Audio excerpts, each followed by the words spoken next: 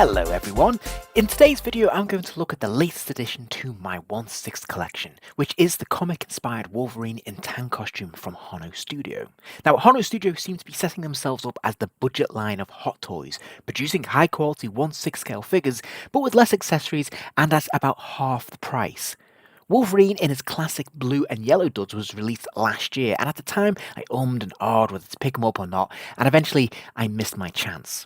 One of the things that really put me off with that release was how broad the claws appeared, too exaggerated for my taste, and he was also very light in accessories. But I've since come to regret that decision. Cheekily though, Hon Studios are re-releasing that figure later this year with an alternate unmasked Logan head, which looks great, but feels like a bit of a shaft for those who shelled out first time around. For me personally though, I like the masked look, so I was delighted to learn that in between these two releases, Hono Studio also released this exclusive tan costume Wolverine.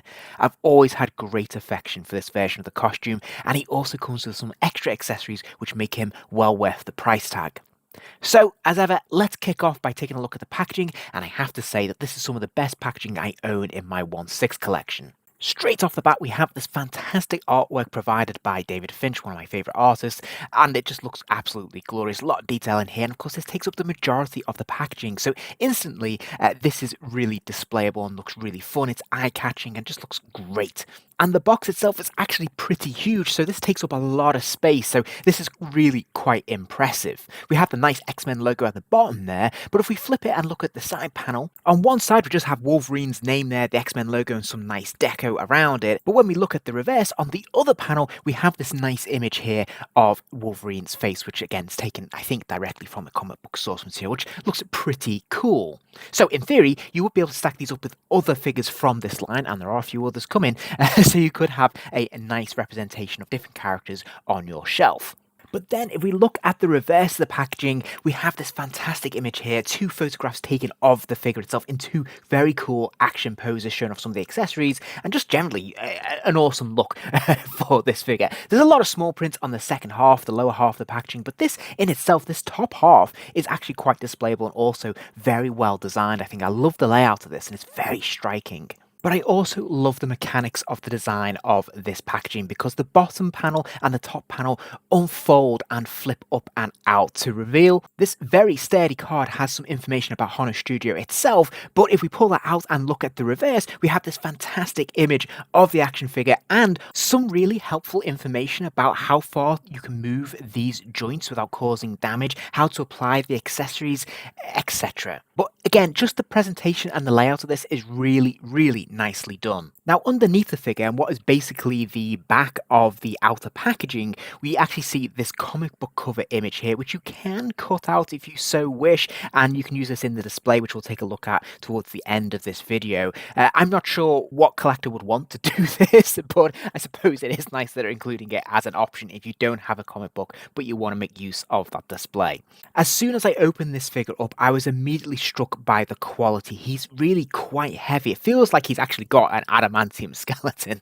He feels really strong and sturdy. But if we start off by taking a look at this head sculpt, I think it's kind of an interesting one, because this is a comic book inspired version of the character, as we know, so there's not an awful lot of detail they can really draw on here, and it has to simultaneously satisfy a lot of different comic book artists' interpretations of the character across the years, which is no easy feat. But I think they've done a pretty reasonable approximation of creating something that's fairly generic, but kind of adaptable. Now, as I said, there's not an awful lot of detail. However, what you can see here is that in the actual head sculpt itself, so the yellow part, there is actually a lot of fine grain. There's a fine crisscross patterning across this, and indeed across the rest of the yellow parts of the material part of the costume, which we'll see a little bit later. There's actually a fair amount of detail here. Now, it's not really coming across on camera too strongly here, but I assure you that level of detail is really there if you get up close to it, which looks really nice and satisfying up close. There's also some very light patterning on the actual fins, I suppose, of the mask. Again, you can't really see it on camera here, and I apologise for that,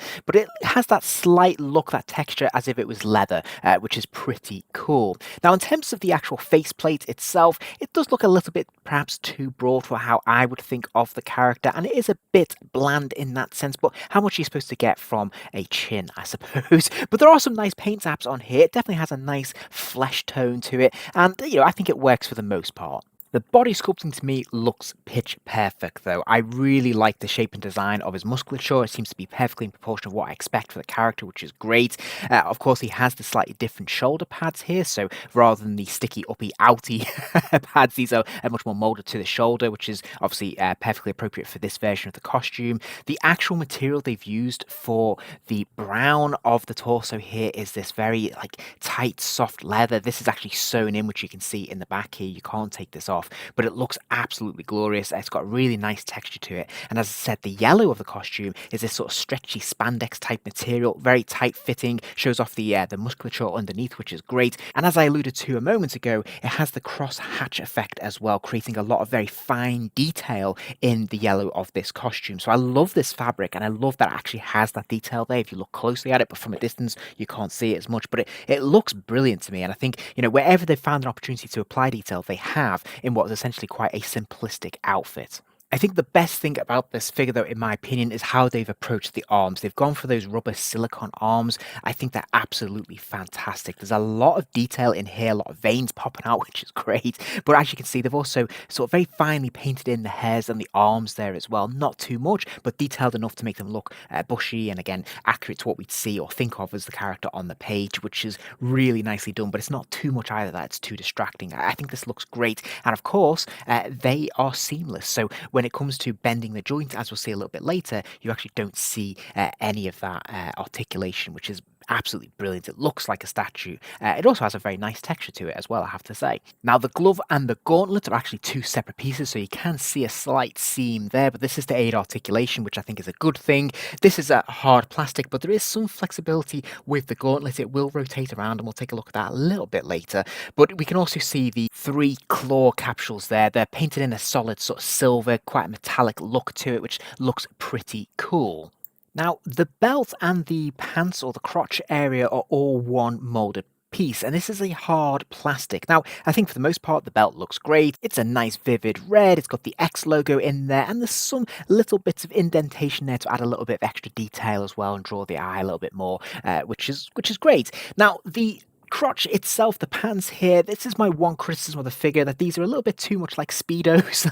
And this version of Wolverine really, he had, slightly more of a Y-brief sort of look to it there. So I really feel like the brown should extend over more onto the hips a bit further down the thigh than what we're seeing here. So that's the only thing. It's a little bit distracting. Obviously, if they were using a plastic material for this, that would really hinder the articulation in the legs. You wouldn't be able to move it. So obviously, it's a compromise they've drawn as part of the design to make sure we get the most of it. Now, I can live with this, but it is a little bit distracting to me. And it's the one criticism I have of this figure, I think. Now, the boots are a hard plastic as well. Again, some nice detailing and texturing on this as well to create the look of leather, which is nicely done, but it very clearly is a hard plastic. Nicely painted though, quite smooth. There's not much in the way of washes around the brown of the boots, which is a shame, but hey, I think this works very well for the context of this being, the comic book version of the character. We don't need lots of extra detail. So I think this looks good. One thing that might be a bit distracting for some collectors though is that actually the feet, whilst there is a join there, a separate join between the feet and I suppose the top of the boot, there's also toe articulation here. So they've gone for a solid hard plastic as opposed to a rubber boot or something like that we might expect to see on a typical 1/6 figure. This is all basically molded in, sculpted in as a hard plastic. And because of that, it does feel a lot more in alignment with a 1/12 collectible, so perhaps a Marvel Legends, for example. It feels more plastic-like and more toyetic in that sense, and that might be a bit distracting for anyone who has a pretty expansive 1/6 collection and likes things to be a bit more uniform. I'll take a fuller look at the display stand a little bit later in the video, but this initial base that it comes with is quite nicely designed. It's quite broad. It's the nice colouring, so we have the black on the top and we have the yellow around the trim or the rim, which looks great. And we actually have the Wolverine logo there. Now, it's quite small. I might prefer this to be a little bit larger, but hey, I think this looks really nice in the main. It's not particularly decorative, but we'll see how it is enhanced through the use of the comic book a little bit later. But whilst I'm talking about the stand, I did want to note the actual method of holding this figure up. It comes with a plastic tube which slots into the base, and you can see there is this rather unpleasant medieval looking holder here, which sort of holds him by the crotch. It looks a little bit painful, I have to say. Thankfully, it is transparent, so they're trying to hide this as much as possible, but it's slightly unusual. I've never seen a display stand quite like this one before. I have to say, it is actually quite effective, to be fair, so it definitely does the job, but it is slightly unusual. So let's take a look at the articulation. He does have a ball joint at the top of the head there, so he can spin his head all the way around, which is great, and you can see how seamless it is between the top of the plastic of the head and the leather of the costume. Sadly, he can only really wobble it left and right. He can't really arch it one way or the other particularly strongly. He can lift his head up a really good distance, so he can stretch that head back, which is great, but he can't really nod it forward too far, which is a shame. He does have ball joints in the shoulders though, which lift up, and as you can see, it works very nicely with that shoulder pad there, which is a sort of soft, sort of rubbery kind of material, which works really well, fairly seamlessly. It will allow the shoulder to rotate all the way around. Now, as I mentioned before, the plastic outer gauntlet rests on top of the silicone rubber arm there, so it will allow some flexibility there. It will rotate around and it will move up and down slightly to accommodate the articulation, which, as you can see, is very smooth and seamless within the rubber of the arms there, which looks great. He's also got the standard ball joint at the top of the wrist there as well, so the hand, of course, will rotate all the way around, and you can see it can also hinge forwards and backwards and pivot around there as well. Again, thanks to the nature of the gauntlet that they've got there, this will accommodate all sorts of different poses, which is fantastic. He also seems to have 2 points of articulation in the torso, one in the upper chest, there seems to be a ball joint up here, and then one in the lower waist as well, which is great, which means you've got 2 points to be able to turn him side to side and also lean him left and right. Now, it's not a huge range of motion, but there's enough here to get some decent action poses out of the figure, which is great, especially if you combine these 2 joints together. You can get really maximize the turn and twist on this figure, which is great. Now, when it comes to bending forwards and backwards, he will crunch forward a little bit, not a huge range, but he will go back a pretty good distance actually, which is surprising and very welcome. There's ball joints in the hips, so the legs will kick out to the side, which is great. They'll also allow the leg to turn from the side as well up there, which is brilliant. The legs will kick forwards a pretty good distance, and they'll kick back a little bit as well. Now, there's a double pin at the knee, so that double joint there allowing that lower leg to kick all the way back, which is pretty cool. And then we have another ball joint, this time in the ankle, allowing the foot to hinge forwards and backwards. Oh, there you can see. It's a little bit delicate. To be fair, this does just snap back in. Don't worry, I don't think this is a quality control issue. It's pretty solid for the most part. It's the only time this has happened. But the foot will hinge forwards and backwards, and it will also rock from side to side. And then, of course, we also have the toe articulation there as well.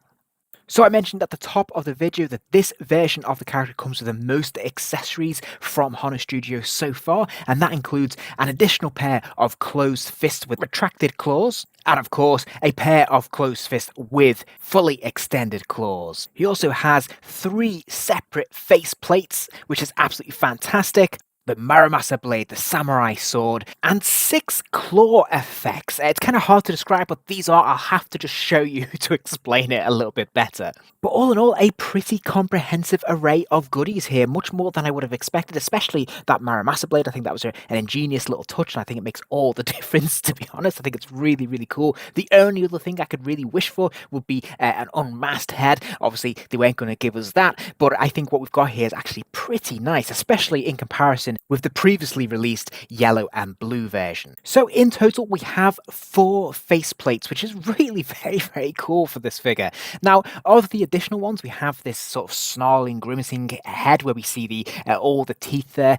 Again, you know, I've got my doubts on the proportions of the faceplate to the mask. You know, the mouth looks maybe perhaps a little bit too broad for how I would interpret the character myself, but I am really pleased that we've got a diverse range of different looks and expressions for this figure, which is brilliant, capturing pretty much every look you'd expect for Logan, which is great. So really cool to have this snarling head, a lot of detail there. The paint apps are really nice. We've got this slightly more smirking head, again showing some of the teeth, which is a more relaxed version of the character, being able to show a little bit of a sense of humor, which is really very cool indeed. And then we had this full-on open-mouthed rage screaming head, which I think is fantastic. We can actually see the tongue in there as well. Some of the pointiness of the canines, again, very well painted. I love this. I think this is very much battle pose. I'm probably going to be one of the ones that I put on display more frequently. I think this looks really very, very cool. And between the 4 faceplates and the 3 pairs of hands, and that includes gripping hands, closed fist hands, and of course claw hands, we actually have a number of different opportunities to create all sorts of diverse looks and appearances for this one figure, this one version of the character, which is really diverse and really fun, and it makes it endlessly entertaining. There's all sorts you can do with this figure, meaning that it never gets old or boring.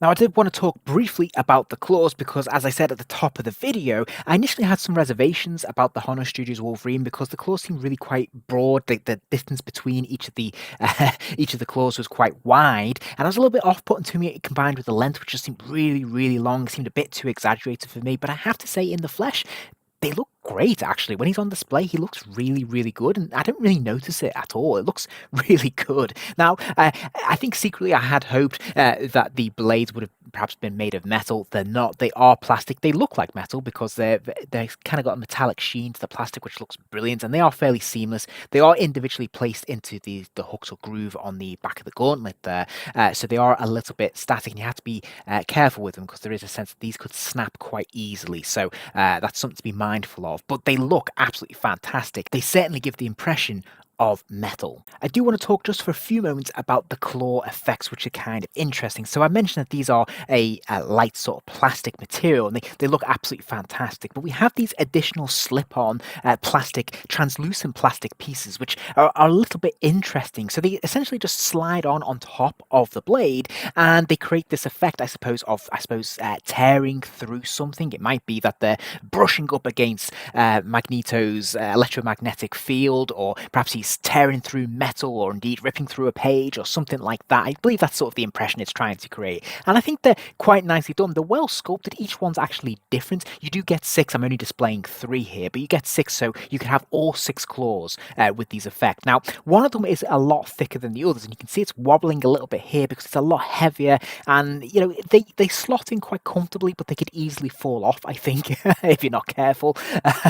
They look pretty cool if you get the angle just right. Sometimes they look a little bit clunky, and it's a bit like, what am I looking at? But an interesting addition, not something I've seen on Wolverine figures ever before, I don't believe, certainly not on this scale, and it's quite an interesting approach, and it feels quite fresh. I'm not sure, in all honesty, whether I'll be displaying my figure with these, because it just looks a little bit too strange. Perhaps if I have more of a battle diorama going on, if I ever have the space one day, I might be able to get more out of this. As it is, it looks a bit odd on its own, but I do think it's a really cool additional something that they didn't need to give us, which, you know, I am grateful for. But the pièce de résistance for me is this Maramasa blade. I mean, I love that we get this. I think this is such a cool character piece, and I think they've done a nice job when it comes to the sculpting. Obviously, not a lot of detail here particularly, but you can see a little bit on the hilt. Nice use of colour. Obviously, it is sort of a metallic-y sort of red material, which is quite nice, but we see some nice gold accents here and there, and some touches of black paint there to draw out some of the detail on the hilt. So this is a nice piece. It's very lightweight. It feels very plasticky. Again, you have to be very careful because there is a sense that, you know, I can imagine this breaking or snapping quite easily, so do be careful with it. But I think it looks absolutely brilliant, and because we have those gripping hands, again, we can create all sorts of really fun poses. You can grip it with both hands, which is great. The hilt is long enough for that, and the joints and the articulation will accommodate in being able to hold it with both hands, which is brilliant. And again, the potential here for creating all sorts of very diverse, different kinds of poses and displays of this figure is absolutely enormous. You combine all of these various accessories, and you've just got hours and hours and hours of fun really ahead of you. And you know, you can put this in conjunction with your other action figures, and you're going to have just a really great time creating very bespoke, very unique looks for this figure. Meaning, I suppose, that you can continue to have the one figure on display for a long period of time, but do a lot with it, so it always feels fresh and different. I suppose that's the key thing here. Now, before I wrap up for today, I did want to talk about the display stand a little bit more. We've looked at the flat base already, but as part of that, you have the option to display a comic book behind the figure as well. So we get this rather flimsy plastic case with a plastic outer case to hold the comic book in place. So obviously, you just lift that up, you put the comic book in place, snap it down its position, and it holds it quite solidly. Then simply remove the styrofoam that's on the plastic hard base and slide in the new plastic comic book holder. And voila, you have your display complete, and you can put your figure in front of it, and this gives you an impression of what that looks like on display. So a really cool approach, actually, I have to say. I really quite like that. Really brings the comics to life, I suppose. And of course, you have the option there to put in whatever comic book you want and feel best represents the character, or hey, it just might just be a personal favorite of yours. But I really like that it's optional. And all in all, I think this makes for a really fun display, especially given the fact that we're getting other figures in this line. So I can imagine these all being on display looking very, very cool, almost like a museum of comic book characters come to life. That's kind of how I'm seeing it, and I think it looks really very, very impressive. All right then, I've witted on for long enough. I'm going to draw this to a close and give you my final thoughts. All in all, I love this figure. I think it's absolutely fantastic. We're getting a real sense of quality here at a fairly reasonable price point, certainly for what we associate with Hot Toys and Sideshow. Usually, this comes in around about half the price, and whereas the other version of this character feels a little bit bare bones, this one feels fairly full and comprehensive to me. I love that we get a whole huge range of accessories. As I said, I think the chief joy of this figure is being able to just have endless amounts of fun creating very different looks and poses for the character. That makes it endlessly refreshing and interesting to look at and put on display. I think the packaging is fantastic. I think the overall detailing where it is really nicely done, and I think the articulation is perfectly adequate. It's actually quite strong. I love the silicone in the arms. There's really not much about this figure I don't like. Even the display stand is really cool and has optional choices. I can't really complain too much about this. In fact, this figure has just surpassed all my expectations. It's better than I thought it was going to be by a long distance, and I wish all figures were of this standard, to be honest, because sometimes I find myself a little bit disappointed. Not the case here. This has far surpassed my expectations, and I think if you're a Wolverine fan and you particularly love this costume, this is a no-brainer. I love this. I give it just top marks. It's fantastic. I hope you enjoyed the video. If you did, please do consider giving the video a like. That kind of thing really does help the channel out, and it allows me to keep making more content. And if you're interested in seeing more content, remember to hit subscribe, as there'll be plenty more videos coming soon.